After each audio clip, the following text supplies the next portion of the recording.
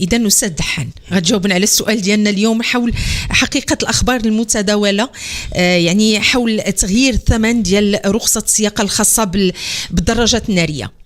بالنسبة لهذا الخبر الذي لا ما عنده حتى علاقة لا الصحة ديالو. نعم. لأن كاين هنا واحد المجموعة ديال المواقع الاجتماعية اللي تناقلت هذا الخبر وما خاضوش من المصدر اللي هو مسؤول، والمصدر المسؤول اللي عندنا في الدولة هي الوكالة الوطنية للسلامة الطرقية أو وزارة النقل أو الجريدة الرسمية. هذا خبر هو اللي كان وقع، كان واحد الجمع العام ديال المجلس الإداري للوكالة الوطنية للسلامة الطرقية اللي كان كيترأسه السيد وزير النقل واللوجستيك، واللي تكلم فيه على ارتفاع حوادث السير بالنسبه للدراجات الناريه اللي كتعرف واحد الطلعه كبيره اللي هي في حدود 43% من الحوادث سببها هما الدراجات الناريه. وكذلك جاء في العرض الذي القاه السيد مدير الوكاله الوطنيه للسلامه الطرقيه السي ناصر بولعجول حول الدراجة النارية ألف ميم أي AM بأنها الآن أصبحت موجودة، ما كينقصها إلا القرار النهائي باش تم التنزيل ديالو. وهنا فتح المجال في هذا الموضوع اللي أخذ الكلمة فيه السيد الوزير واللي تطرق فيه هذا رخصة السياقة، وتكلم على أساس ووجه أعضاء المجلس الإداري للوكالة الوطنية للسلامة الطرقية باش يأخذوا بعين الاعتبار المسائل الاجتماعية لهؤلاء مالكي هذه الدراجات النارية. وفعلا أطنب في هذا الموضوع وتكلم فيه على أساس باش يكون واحد ثمن رمزي باش هذوك الناس ياخذوا هذاك الAM. واخا احنا بغينا نعرفوا شنو هذا الثمن. نعم. الثمن الرمزي أستاذ دحان هو بشحال دابا كيدير هذا الرخصة السياقة؟ نعم. وفي الحين انه شكل واحد اللجنه اللي هي تقريبا وطنيه بشكل من وزاره الداخليه، وزاره النقل، وزاره العدل، الامن الوطني، الدرك الملكي، قطاع تعليم السياقه، الوقايه المدنيه، مجموعه من القطاعات الحكوميه اللي شكل في هذه اللجنه باش غادا تدرس هذا الموضوع، لانه حاليا مازال ما كاين شيء. بالنسبه للثمن اللي هو ديال الدراجه الناريه او التكوين النظري بالنسبه لنيل رخصه السياقه محدد في الجريده الرسميه 66/80 اللي هو شحال 6/7/2018 اللي هو شحال. بالنسبه للدراجه الناريه الدروس النظريه 42 درهم للحصه للساعه، واللي المعدل ديالها خصو ياخذ اقل ما خصو ياخذ 20 ساعه، واذا ضربتيها في 42 ساعه 42 درهم راه كتطلع سميتو. اما بالنسبه كتطلع لشحال استاذ دحان؟ شي 800 درهم ما بين اسمه هذا اللي كاين في الجريده الرسميه. هاد 800 درهم اللي كيعملوا بها جميع الدراجات يعني الناريه بصفه عامه، اللي كيجمعوا اللي كيديروا بها واللي كيخدموا بها جميع المدارس ديال تعليم السياقه. نعم. والشيء اللي وقع هي ماشي هو الAM، اللي وقع هو ان ديك الحمله التي كانت وقعت تقريبا في شهر مارس تقريبا حول قياس السرعه ديال الدراجات. نعم. اللي كان واحد الجهاز اللي كيقيسوا به السرعه وكيسيبوا ان هذيك الدراجات الاسطوانه ديالها كتديباسي هذاك الشيء اللي معمول به. هنا الاداره ديال وزاره النقل قدمت واحد المشروع، وهذا المشروع من اجل هذوك الناس مالكي هذوك الدراجات الناريه باش ياخذوا واحد رخصه السياقه.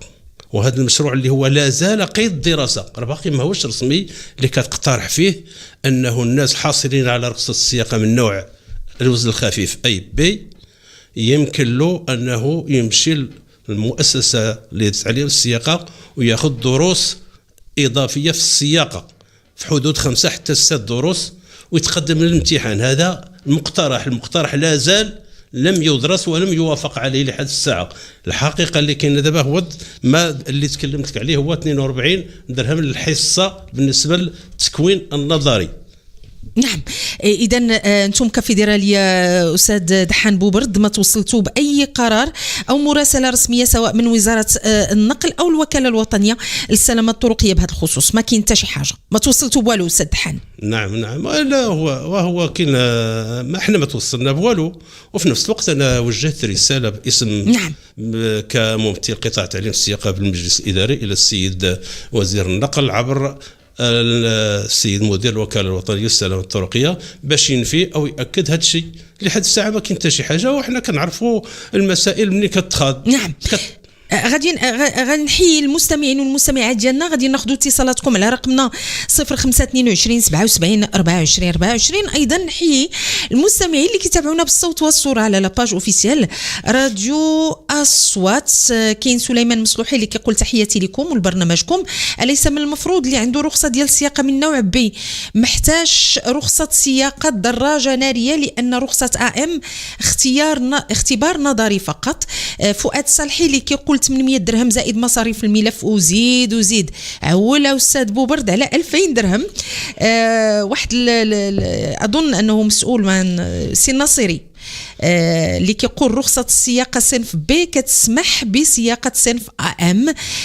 نعيمة السقلي وعليكم السلام ورحمة الله من ديار الفرنسية. إذا الناس تكلموا على 2000 درهم رخصة السياقة زائد المصاريف، يعني ما كايناش 800 درهم اللي تكلمتي لها أستاذ بوبرد. ومستمع آخر كيقول لك اليوم لا أعتقد أنه يعني مسموح زعما يمكن لهاد الناس أنهم اللي عندهم دراجة عادية أنهم يديروا رخصة السياقة. للتوضيح كما جاء في المداخلة ديالي من قبل أن هذا التوجيه اللي وجه السيد الوزير الأعضاء الوكالة الوطنية للسلامة الطرقية حول AM، أي الدراجات النارية اللي هي أقل من 50 سنتيمتر كيب، باش يتخاض بعين الاعتبار هذا الشيء. وهذا الشيء ما فيهش غير لوطو ايكول، راه فيه حتى اداره الضرائب. راه ما يمكنش انه 300 درهم تدوز بها البيرمي، لا غير صحيح، لان هذا هو الثمن اللي راج في مواقع التواصل الاجتماعي. كيتكلموا فقط على 6000 ريال على 300 درهم. هو غير صادر عن الوزير بكل صراحه.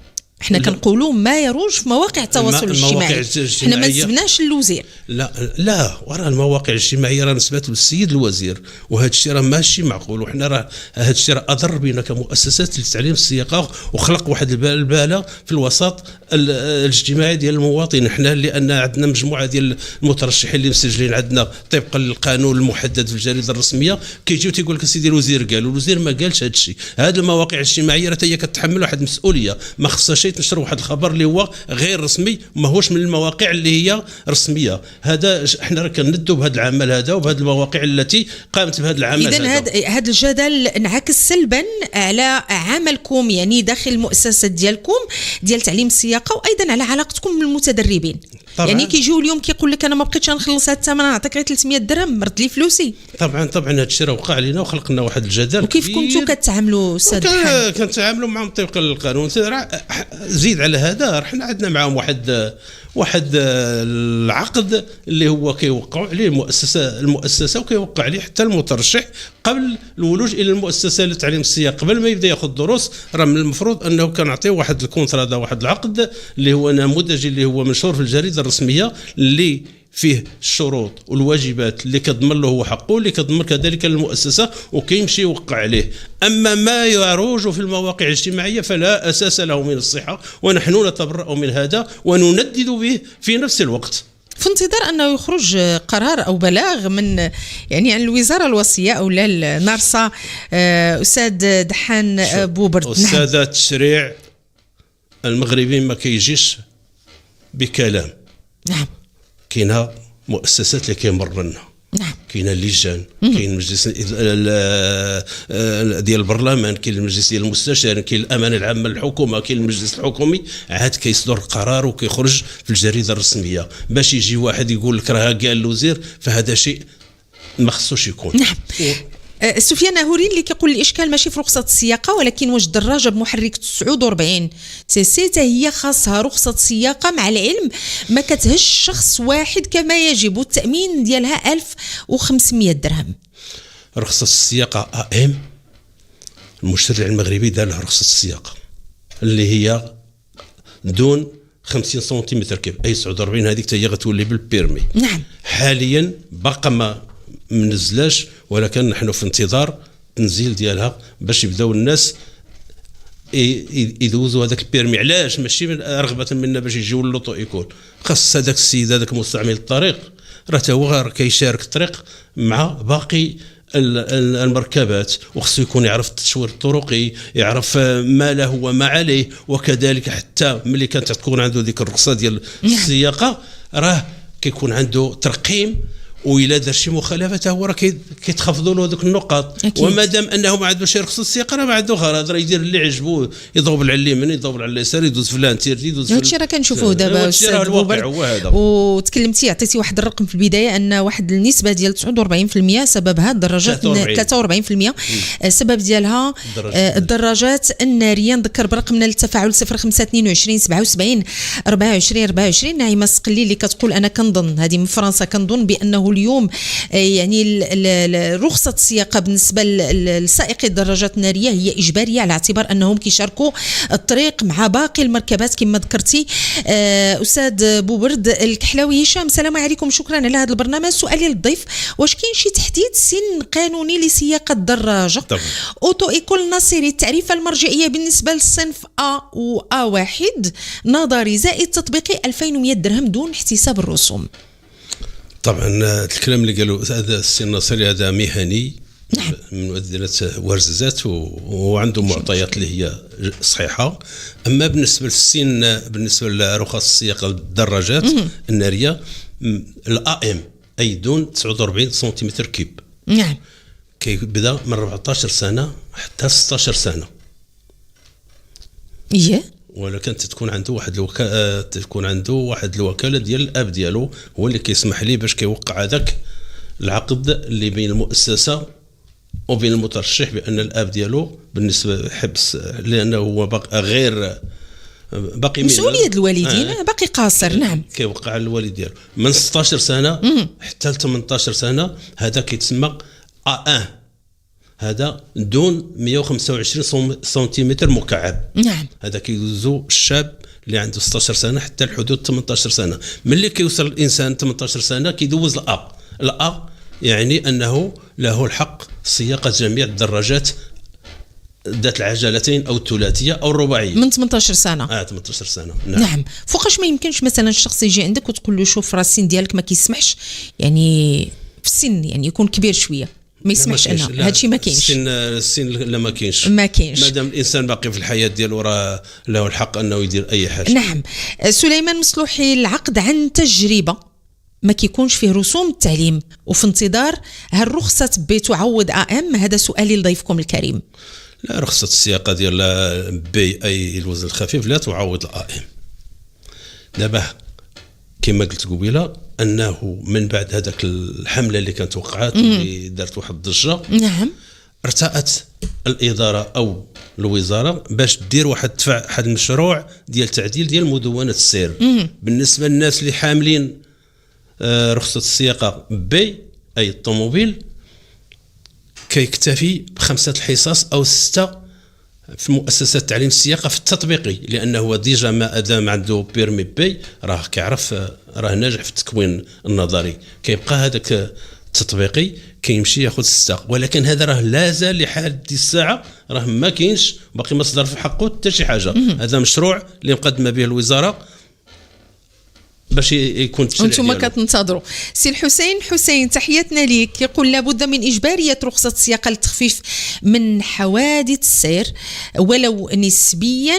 أستاذ، إلا كان الدراجة بمحرك 49 سي خاصها رخصة السياقة، يعني حتى الدراجة الهوائية خاصها رخصة السياقة حيث كتشارك الطريق وعندهم نفس السرعة تقريبا. وماشي عاد الدراجة الهوائية راه حتى التروتينات حتى هي راه الآن كتشارك الطريق وحتى هي راه ملزمة باش يكون عندها ترخيص. تغزو اليوم الطرقات ديالنا وكتسبب في حوادث سير كثيره للاسف. نعم. المواطن هو حائط المبكى اللي كتلجأ ليه المؤسسات العموميه في تمرير قراراتها التعسفيه لاستنزافه ماديا ومعنويا. الدراجات الناريه النارية المعدلة ألم تسمح لها مصالح الدرك ووزارة التجارة بالدخول بهذه المواصفات؟ ثم ما معنى أن تتخذ مصالح نارسا هذه الإجراءات مع علمها بالحيثيات كما هو الأمر بالنسبة للبطاقات الرمادية للسيارات اللي كتحمل رقم 0 عوض حرف و0، وهي مسؤولية هذه المؤسسة اللي كيتحمل عبء المواطن. حمزة المواطن، قرينا الميساج ديالك سي حمزة. ورجعوا لموضوعنا وضيفنا الأستاذ بوبرد دحان، رئيس فيدرالية مدارس تعليم السياقة بالمغرب. وطبعا موضوعنا اليوم حول ما يروج مواقع التواصل الاجتماعي من أخبار كتحدث عن تغيير ثمن رخصة السياقة الخاصة بالدراجات النارية. أخبار كما ذكرت فهي خلفت واحد ارتباك واسع وسط المواطنين والراغبين في اجتياز الامتحان. إذن أستاذ بوبرد، رئيس الاتحاد الوطني المدارس تعليم السياقة بالمغرب، كانوا عندنا مجموعة ديال الأسئلة ديال المستمعين، وانت أكدتي قبيلة بأنه ما يروج مجرد إشاعات، ما كاين حتى شي حاجة اللي هي رسمية. وتكلمتي على الثمن اللي هو اليوم كيتراوح ما بين 800 واخا انه 800 درهم، علما ان مجموعه ديال المستمعين كياكدوا استاذ بوبرد انه كيوصل حتى ل 2000 درهم، طبعا مع الرسوم. تفضل. مع الرسوم، نعم. مع الرسوم. لا، انا كنقول الثمن 820 دون احتساب الرسوم، لان الرسم كيدير 700 درهم اللي كتاخذوا القباضه، كاين 150 درهم اللي كتاخذها الطبيب لا فيزيت ميديكال، وكاين كذلك 420 ديال لا تيفيا، راه كتوصل 1800. هذا بالنسبه للA ام نهار غادي يدار. الى اتخاذ بعين الاعتبار هذاك التوجه ديال السيد الوزير، حين ذلك يمكن يقدروا ينزلوا هذا الثمن. اما باقي الدراجات لا الA1 ولا الA ام هذه هي الاثمنه ديالهم، راه كتوصل 3370 الA1 والA ام بالرسوم ديال اعداد الملف. نعم. بالنسبه متدخل او مستمع قبيله، نعم، عندك الرد ديالك. تفضل. نعم. بالنسبه لاحد المتدخلين حول الدور ديال الدرك او الامن او كذا، او بحال ما هادشي اللي قال او الوكاله او كذا، نحن نعلم ان اي مركبه سواء كانت منتجه محليا او مستورده من الخارج ما يمكنش، لا يسمح لها ان باش تمشي في الطريق الا من بعد عرضها على واحد المركز الوطني ديال التصديق، اي لومولوغاسيون. عاد يمكن تسمع لهذيك المركبه سواء دراجه او سياره، عاد يمكن لها تولج للطريق المغربيه.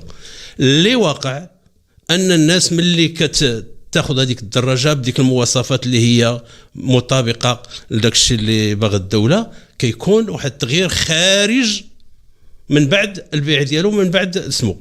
الان هو راه كاين كذلك واحد الاجراء اللي راه ما كيطبقش، اللي وهو لا فيزيت تكنيك ديال الدراجات الناريه اللي هي خصها ديرها كل عام. في القانون كاين هذا، كاين في القانون، ولكن على ارض الواقع ما كتنزل شيء لحد الساعه. نعم. كاين حمزه اللي كيقول في الحقيقه اغرقت الصين بلادنا بكم هائل من الدراجات الناريه حتى اصبحت اكثر من البشر نفسه، ضوضاء وحوادث ومنبهات دون وقت وتلوث، حتى اصبحت مدننا كيصعب العيش فيها.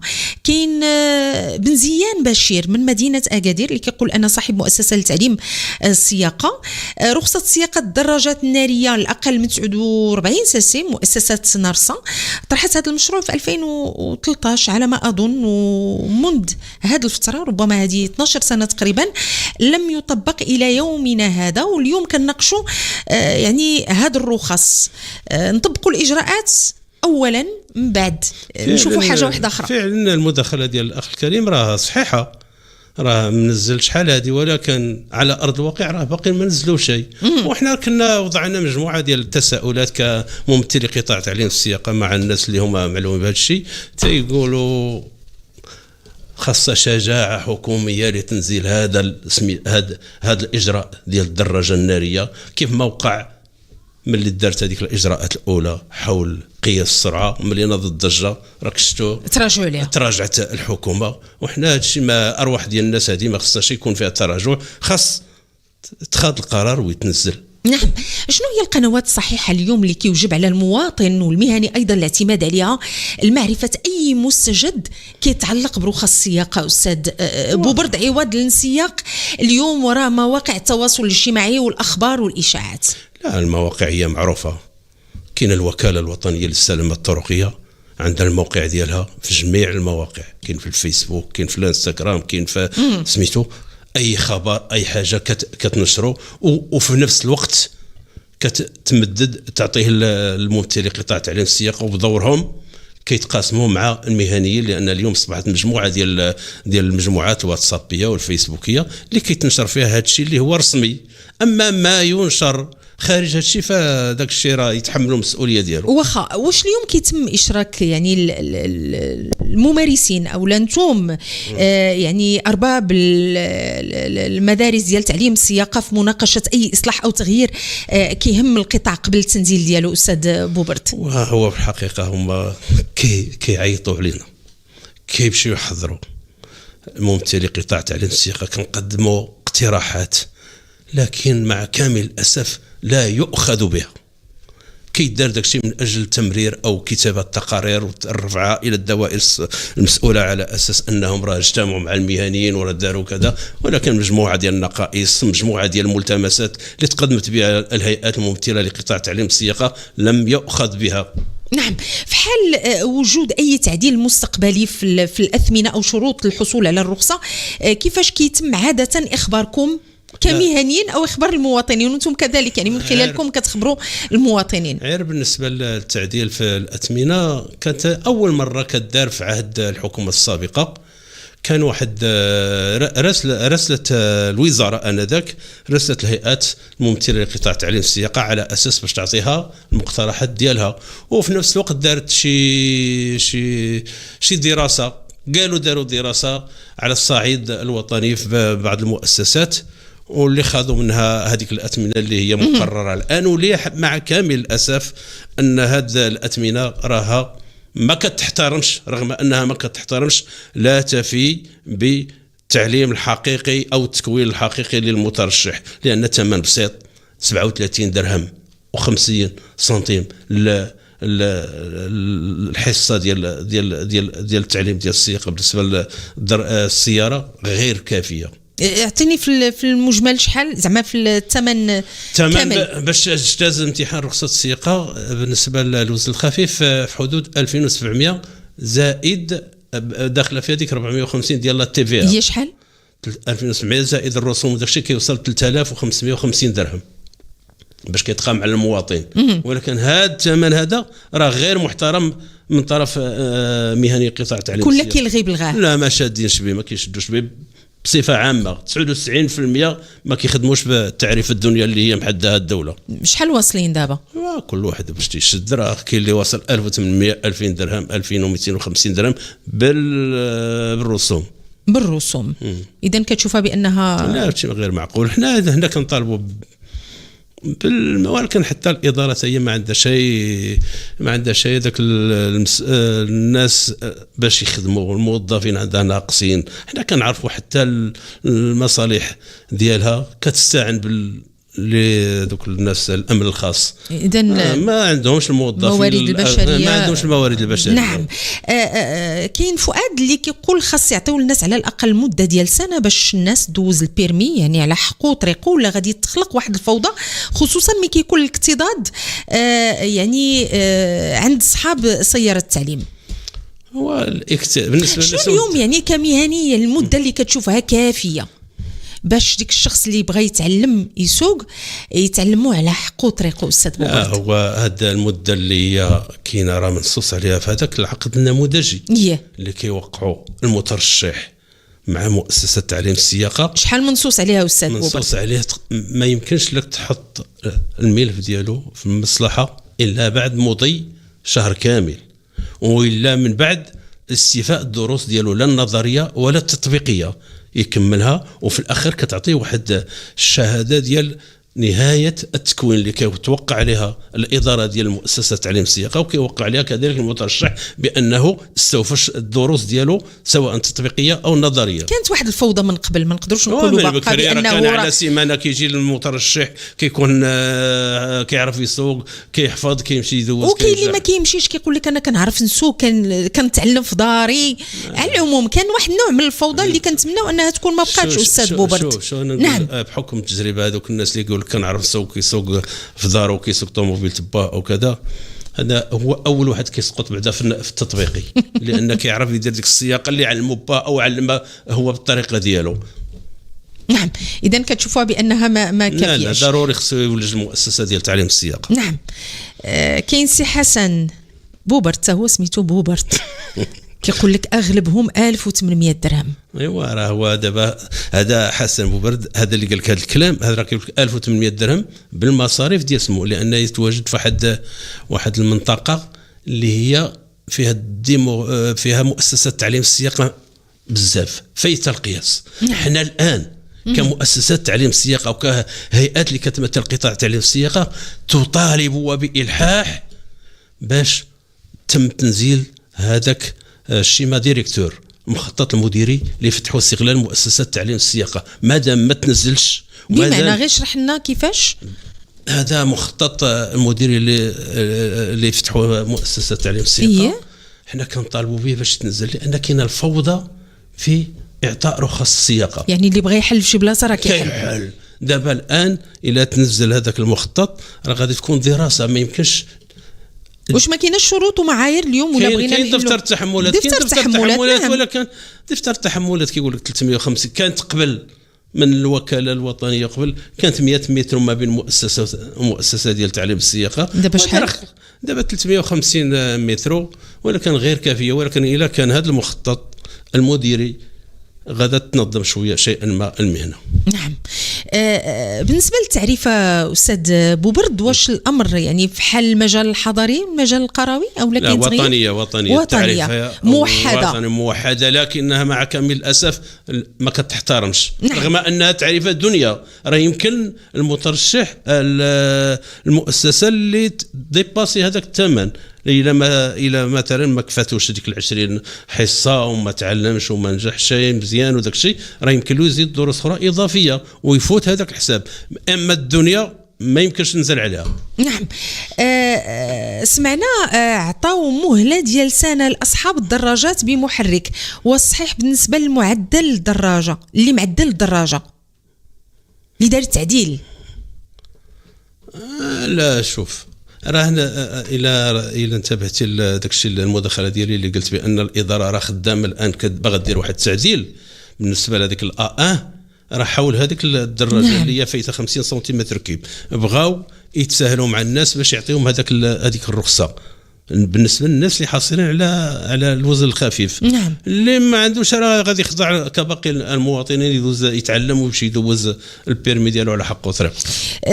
غادي نرجع معك للوراء استاذ بوبرد، ولو انه يعني الموضوع خارج يعني على الموضوع اللي كنناقشوه اليوم.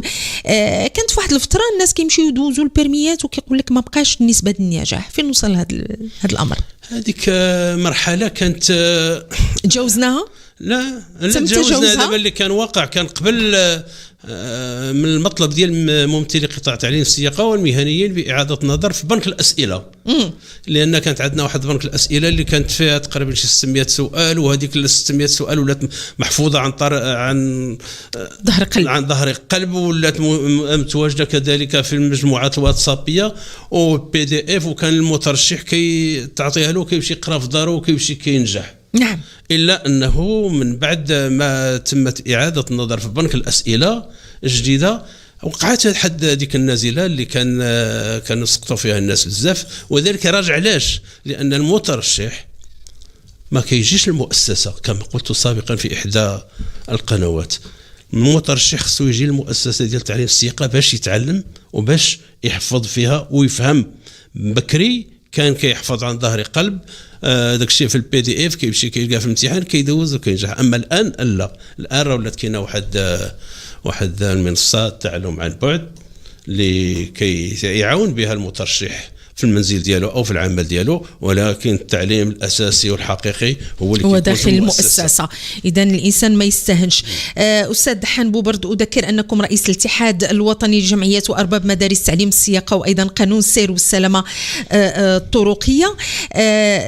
اليوم شنو هي رسالتكم للمهنيين، الناس اللي باقه اليوم عندها مشاكل مع المتدربين، الناس اللي كيجيو عندهم، ويعني دائما ارتباطا بالاشاعه اللي صدر اليوم ان البيرمي الثمن ديالو الخاص بالدراجات الناريه الثمن ديالو انخفض ووصل 300 درهم؟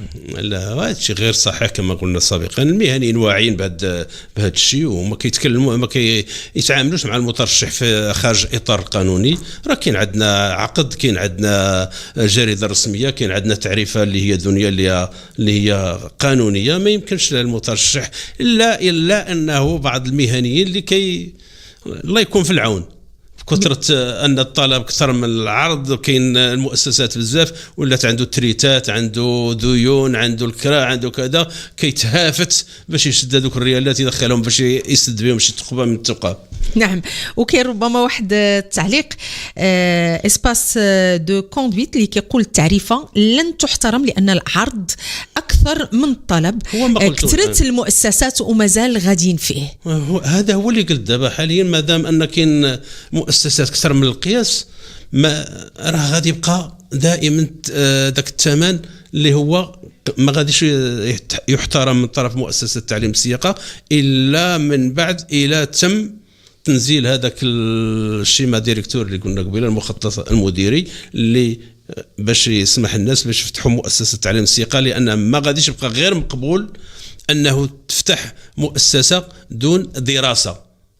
ما يمكنش انك تجي وتحل بهذاك دفتر التحملات، وهو في نفس الوقت احنا كنطالبوا باعاده النظر فيه باش يكون يمشي مع الوقت الحالي ومع الواقع المغربي. بمعنى انه اليوم كتحسوا بانه كاين تساهلات في اعطاء الرخص بزاف، وهذا كيضايقكم انتم كمهنيين؟ كيضايق حتى ياثر، عنده تاثير تاع السلامه الطرقيه وحتى على التعليم. ملي كيكون هذاك المهني اللي ولج قطاع تعليم السياقه جاي على اساس انها مؤسسه ربحيه وان كذا كذا، كيصطدم بالواقع، كيولي يشد بقل ثمن وما كيبقاش يعطي حتى ديك الدروس كافيه. بمعنى ما كتكونش الجوده على مستوى الخدمه المقدمه. ما تكونش. نعم. شكون اللي كيحسب اليوم المؤسسات ديال تعليم السياقه؟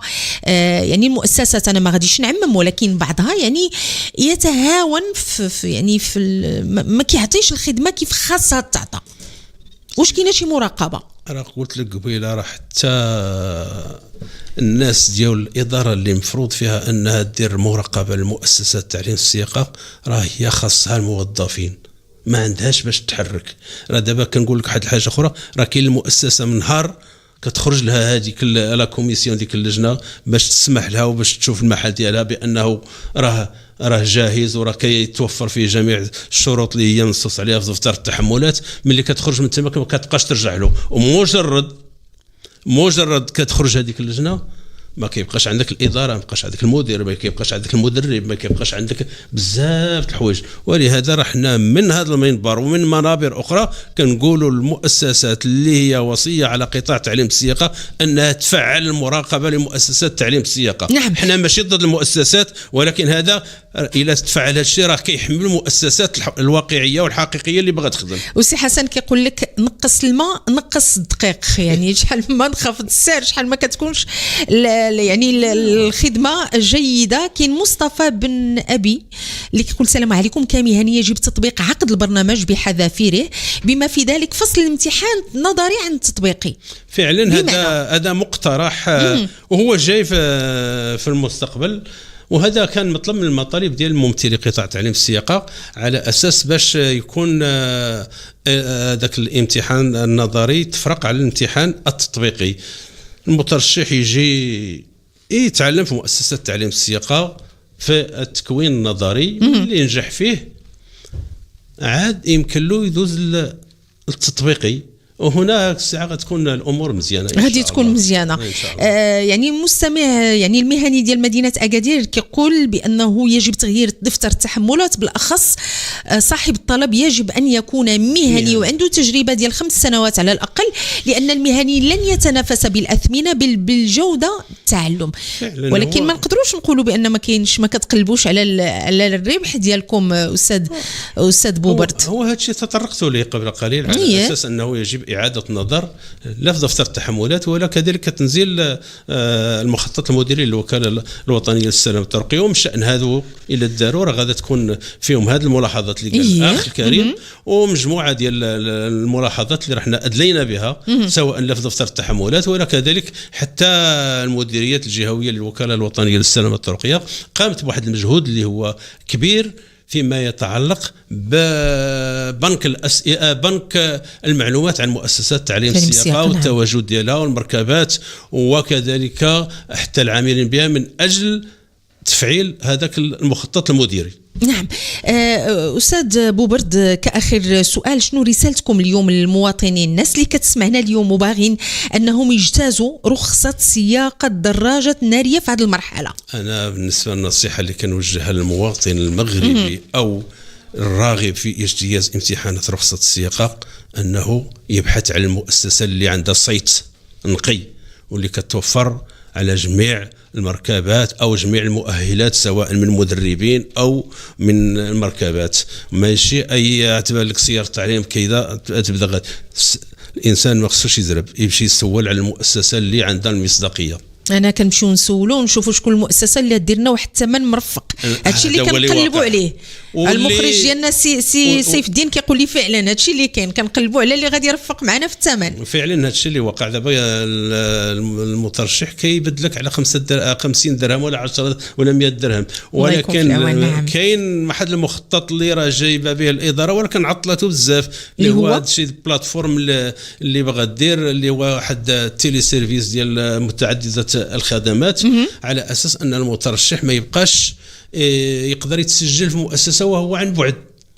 من بعد الاطلاع على المؤسسة فين كاين المسافة ديالها، شحال عندها تاع المركبات، شحال نسبة النجاح، شحال كذا، ولكن هذا العمل راه تعطل بزاف. نعم. هنا المترشح كيكون على بينة من الأمر ديالو قبل ما يمشي ديك المؤسسة، كيدخل كيقدر يتسجل في هذيك المنصة وعاد تاكتيفيه، كيشوف المركبات اللي عندك، كيشوف المدربين واش مؤهلين ولا لا، كيشوف حتى نسبة النجاح حتى هي كاينه، وحينها كيختار المؤسسة اللي